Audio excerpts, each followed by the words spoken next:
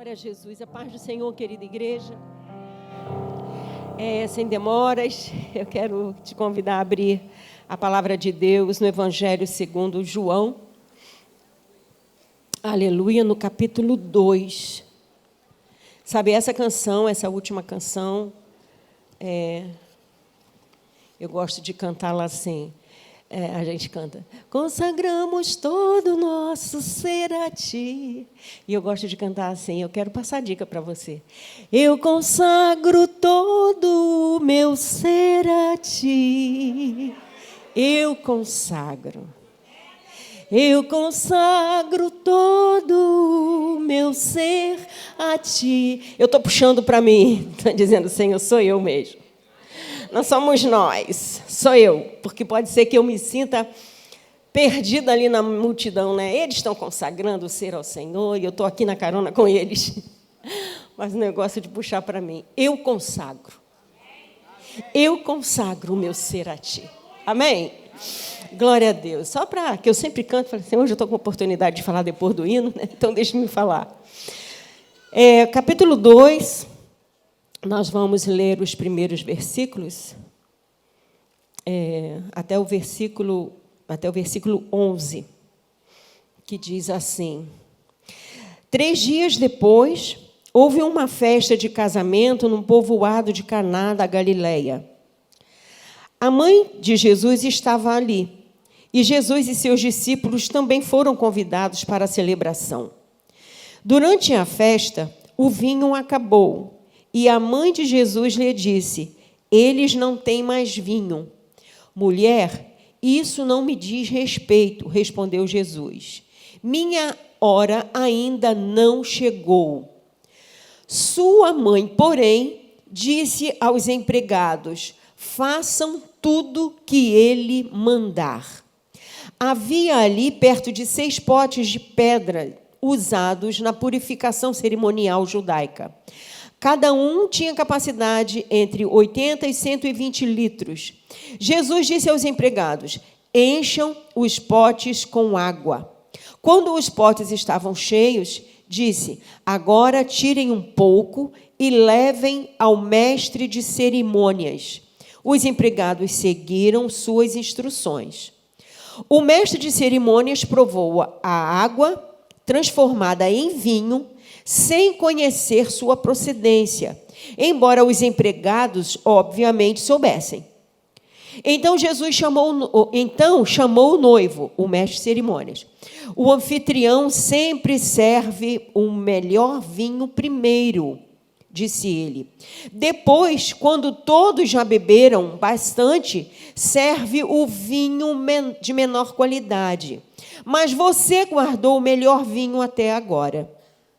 Versículo 11. Esse sinal em Caná da Galileia foi o primeiro milagre que Jesus fez. Ponto.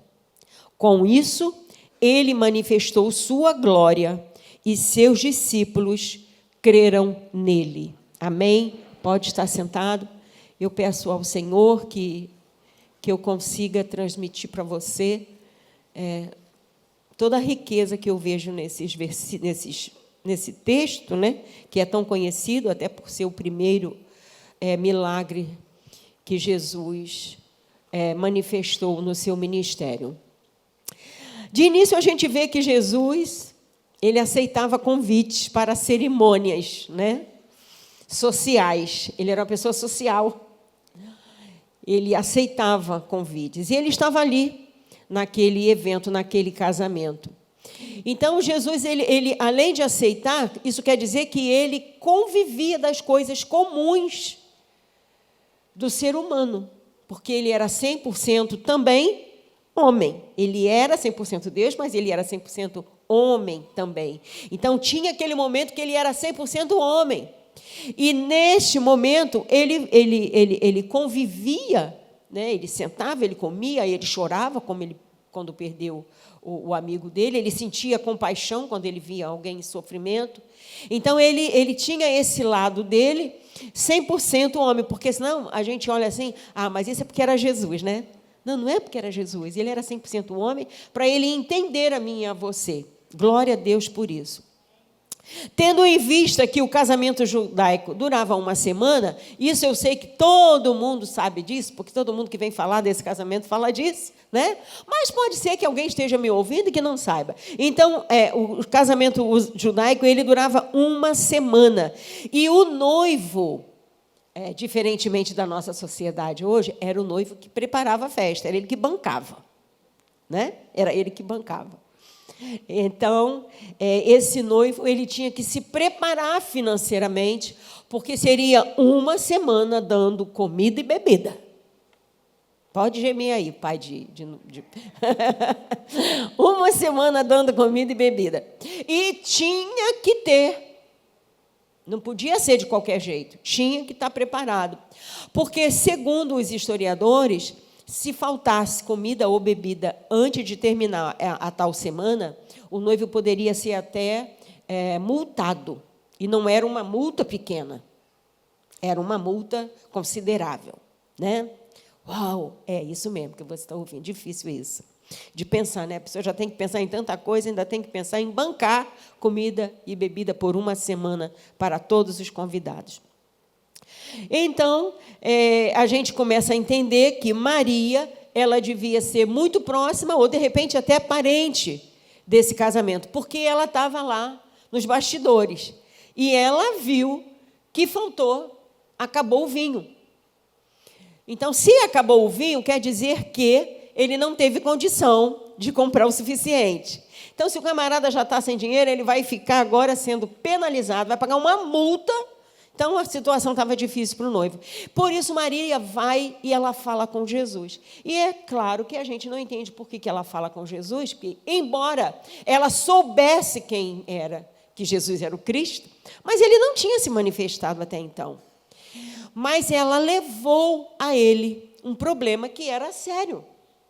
E aí, uma coisa que eu, desde menina, que eu lia, e que essa resposta de Jesus para ela, né? Mulher, tem versão que fala assim, mulher, aqui tenho eu contigo, né? Uau, que cara grosso. Mas os historiadores dizem que não, que era normal. Essa expressão era normal. Então, para você, filhinho, que olha e pensa, Jesus era grosso com a mãe dele, não era não, tá? Era normal usar essa expressão. Então, Jesus disse para ela que, tipo assim, não é problema meu, né? Coitado do noivo que não se preparou. Mas, sabe, eu sou filho do carpinteiro. Eu não posso fazer nada. E eu acho interessante que, embora Maria tivesse ouvido essa resposta de Jesus, tipo, eu não posso fazer nada, em nossas palavras hoje, seria isso que ele diria para ela. Olharia para ela e falava assim, puxa, eu sinto muito, né? Eu sinto muito. Embora ela tenha recebido essa palavra de Jesus e não tenha tido até então nenhum motivo para crer que ele faria um milagre, porque ela não tinha motivo para crer.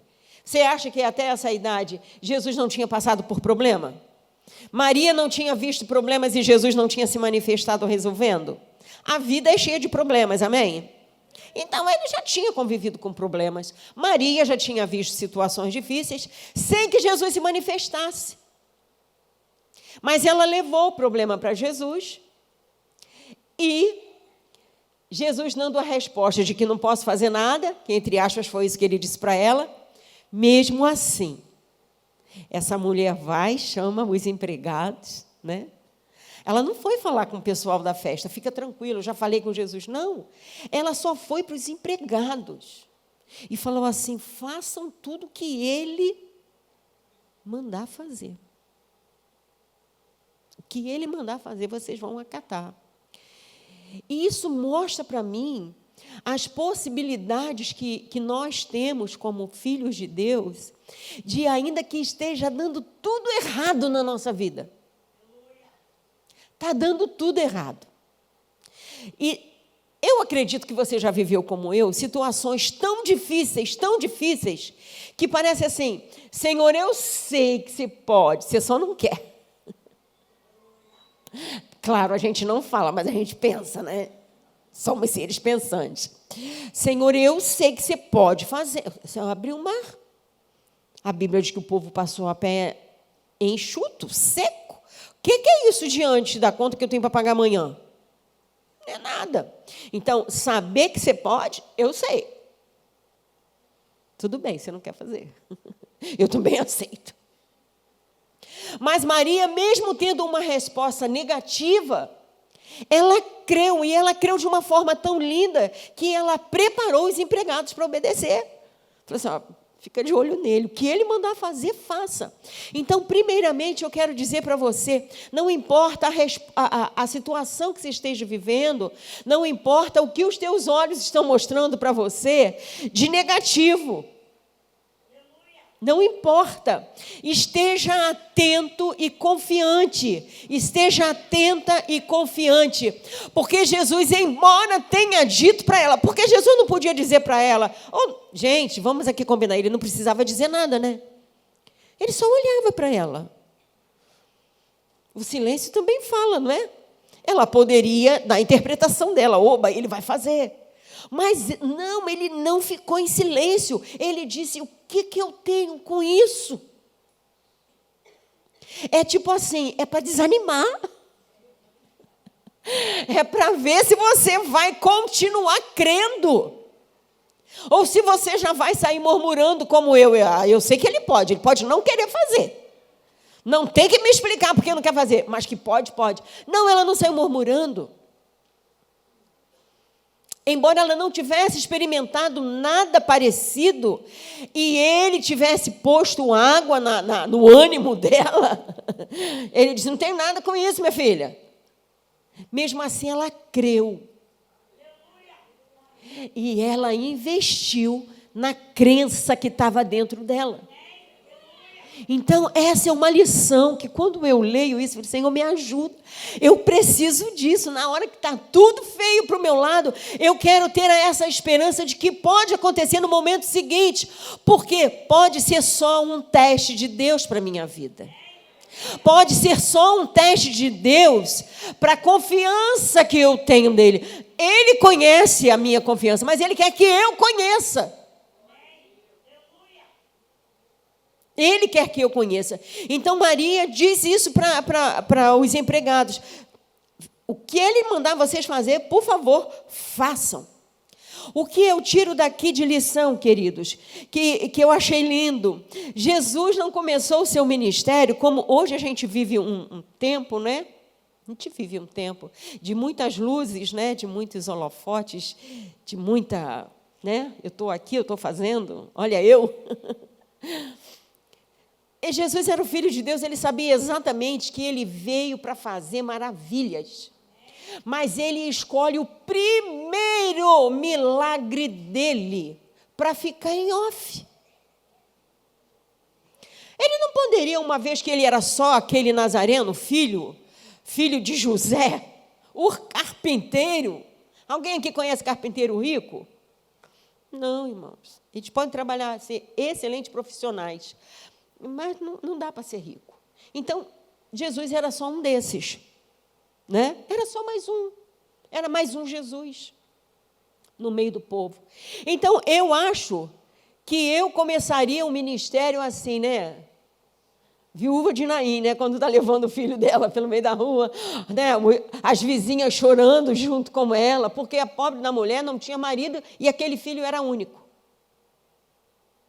Então, ela está chorando no meio do caminho, levando o filho para ser sepultado, e aí todos os vizinhos chorando juntamente com ela, mais os profissionais de enterro que eram contratados para chorar.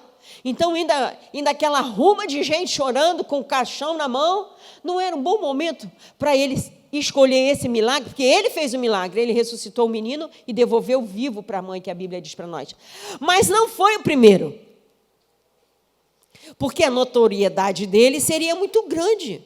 Gente, a mulher estava... Todo mundo viu o menino que estava sendo levado, ser ressuscitado, entregue vivo para a mãe. Que coisa linda. Ou então, ele poderia... Eu escolheria esse, né? Se fosse para eu começar, o meu primeiro seria o do amigo dele, Lázaro. Olha a notoriedade que teria isso. Além de ser amigo dele, estava morto e sepultado há quantos dias? 4 dias. Olha a repercussão que isso ia dar. Quem fez isso? Jesus. Que Jesus? O filho do Nazareno. Não pode dizer, foi ele. Todo mundo viu. Todo mundo viu a morte, todo mundo sepultou e depois todo mundo viu ressuscitar. Dava ibope, né? Mas Jesus não escolheu nada disso. Jesus escolheu fazer o primeiro milagre dele num casamento. Não era casamento de rico, porque faltou até o vinho. Porque faltou até o vinho. Não era casamento de rico, porque a família de Maria, de Jesus, de José, era convidado. E eles eram pobres. Casamento de rico vai rico, irmãos. A verdade é essa. Casamento de pobre vai pobre. E eles eram convidados. Então, era um casamento de pobre. Era coisa simples. E Jesus escolhe exatamente essa situação para manifestar o primeiro milagre dele. O que ele fez, irmãos? Ele fez o cego enxergar? Não, ele não fez o cego enxergar. Jesus pegou uma água. O que é uma água, gente? O que é água? A água é inodora, incolor e insípida. Ela não tem cheiro, ela não tem cor, ela não tem gosto. Jesus pega o simples, o comum, para enobrecer e ficar marcado como o primeiro milagre dele. Não é um milagre que passa pela história, é o milagre. Porque foi o primeiro milagre dele.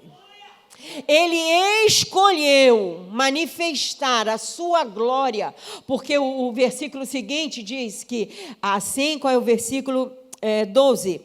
É o versículo 11. Esse sinal em Caná da Galileia foi o primeiro milagre que Jesus fez. Ponto. Com isso, ele manifestou o quê? A sua glória. E não ficou só nisso. E os seus discípulos creram. E eu vim aqui para dizer para você que Jesus quer fazer um milagre na sua vida com aquilo que não pode parecer que não tem valor aos olhos de tantos, mas para você tem. Para muitos pode parecer que não tem significado nenhum, porque não aparece, porque está escondidinho, porque não tem cheiro, porque não tem gosto, porque não tem cor. Mas ele quer manifestar a glória dele.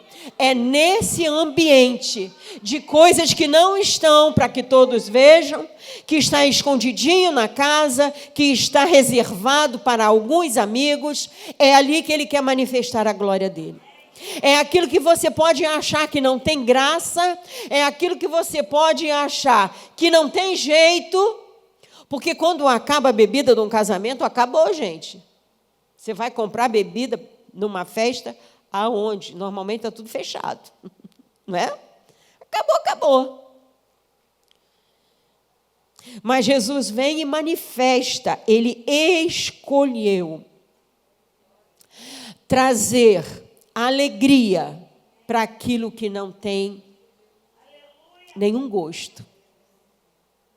Ele resolve trazer solução para aquilo que parece que não tem importância. Eu quero que você entenda que o Senhor escolheu esse dia para falar para você isso, porque isso aqui não foi combinado, nada foi combinado. Eu só estou colocando para você aquilo que o Senhor tem ministrado no meu coração. Porque de coisas pequenas, Ele diz, nada é pequeno e nada é sem sentido para mim, que sou o teu Senhor. Aquilo que parece que não tem graça, Ele quer que você faça como Maria, traga diante dEle. Se é algo que importa, porque, gente, preste atenção, quem foi que teve notícias, depois não, mas na hora, quem soube desse milagre? Quem viu esse milagre de Jesus? O primeiro milagre. Quem viu? Quem soube? Só os empregados. Só os empregados.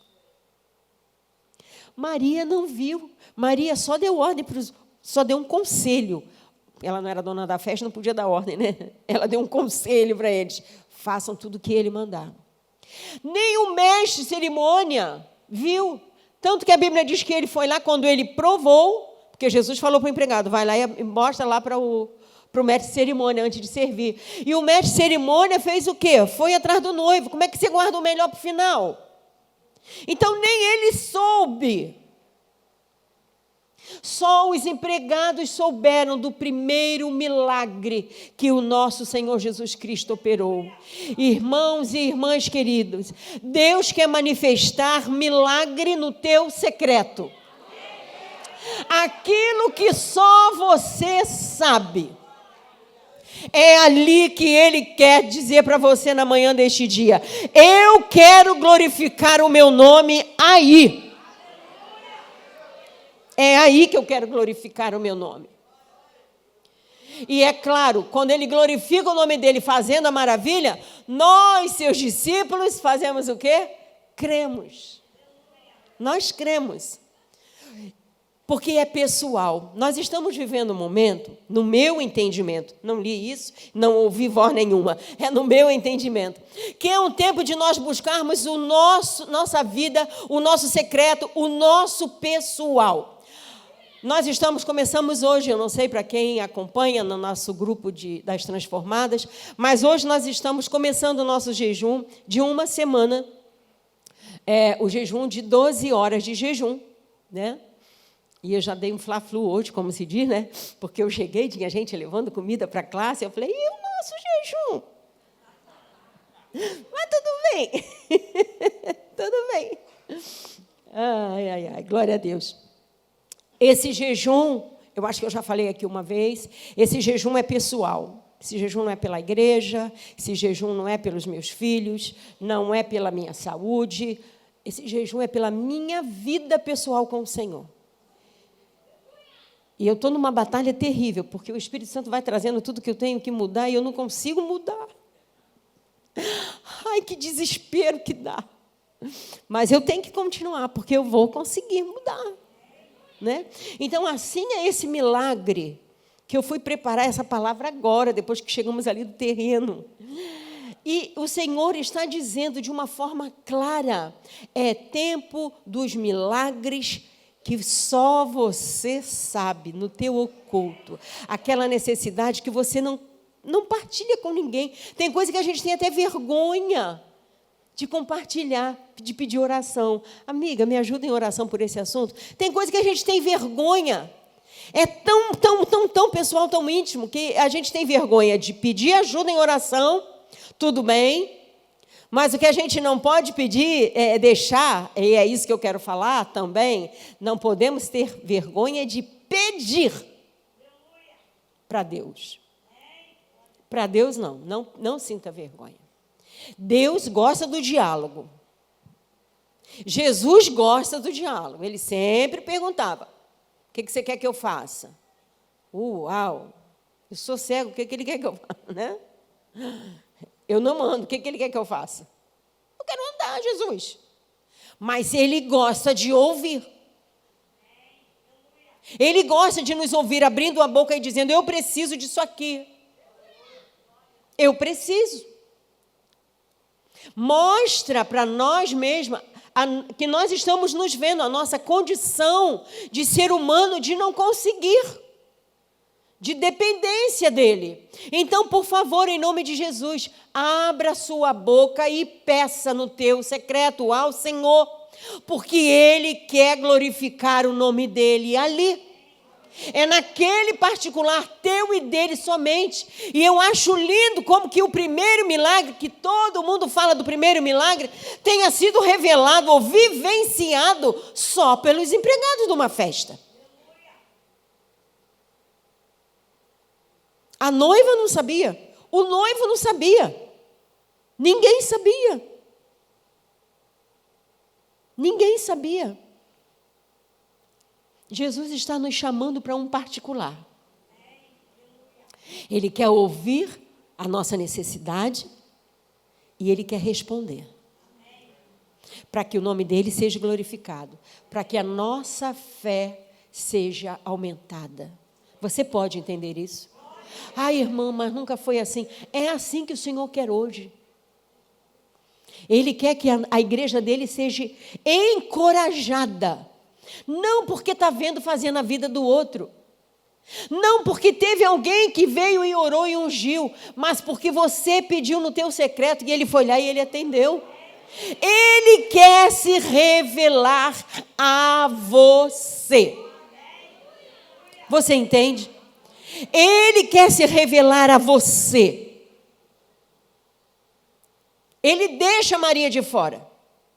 Ele diz para Maria que não vai fazer nada, mas faz. Você acha que ele não vai fazer? Você está enganada. Não se deixe enganar, porque Maria sabia que ele ia fazer, tanto que ela recomendou. Não se deixe enganar pelas vozes humanas. Não é vozes de alguém que está ouvindo, pode te falando, mas pela sua voz humana. Quantas vezes nós queremos uma coisa e nós mesmos decidimos que não vai dar certo, não é? É a nossa voz interior que fala. Não foi o Espírito de Deus, não foi o diabo, foi você mesmo, com a sua mente. Por exemplo, né? Aquele terreno que está ali. O que a minha mente diz para mim? É caro demais, Luciane. Não entra nessa, não. Porque é muito caro. Gente, é a mente humana. Eu tenho que lutar com a mente humana. Eu entrei ali lutando com a minha mente humana. Pronto, eu revelei. Falei, Senhor, nós vamos viver tudo que Tu tens para nós. Me ajuda na minha pequena fé.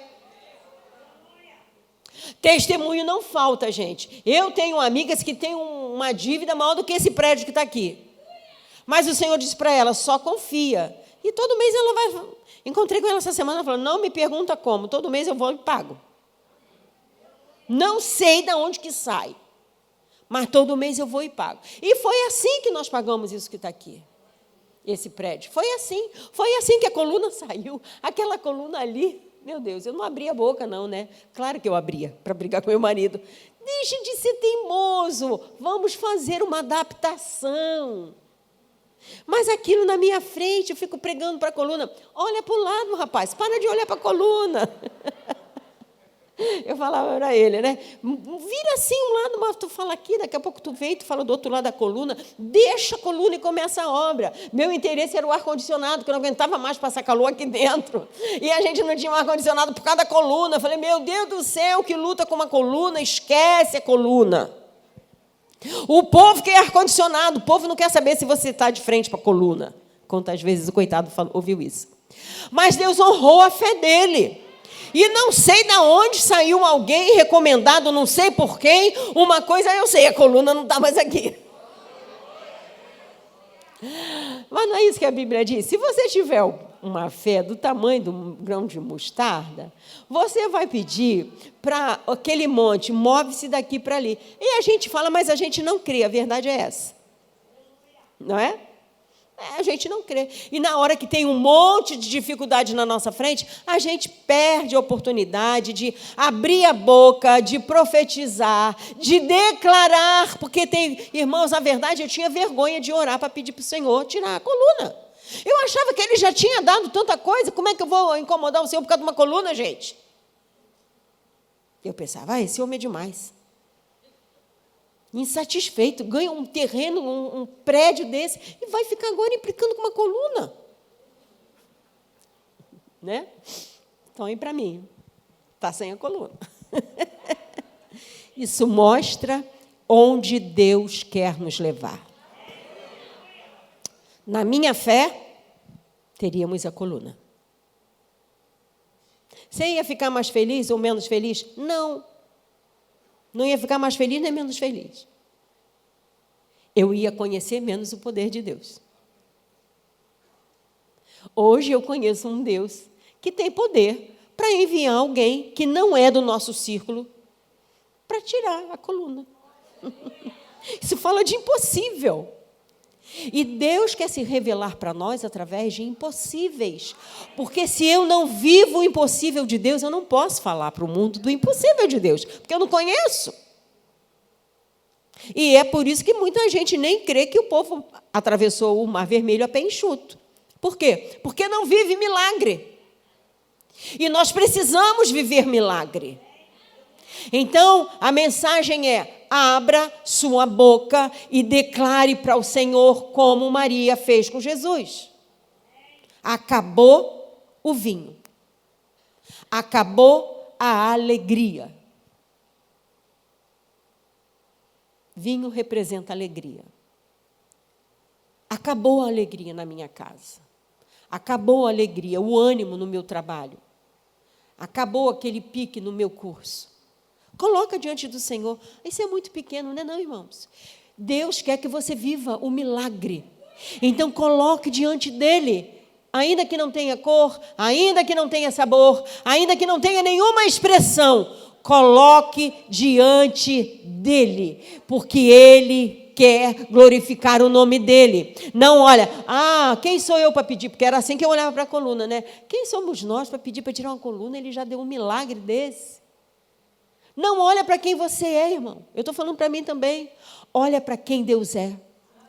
E olha que ele quer glorificar o nome dele. Deixa eu te dizer assim, acabou de vir na minha mente. Se você não quer que ele glorifique o nome dele na sua vida, eu quero que ele glorifique na minha. Então, você vai ser convidada para o meu culto de ações de graça. Enquanto você vai continuar achando que está muito bom com a coluna. Entendeu? Essa é a mensagem que eu tenho do Senhor para você na manhã deste dia. Amém? Eu quero te convidar a ficar em pé nessa hora. E que você possa lutar com você. Lute com você para entender que a sua vida aqui na terra é para glorificar o nome do Senhor.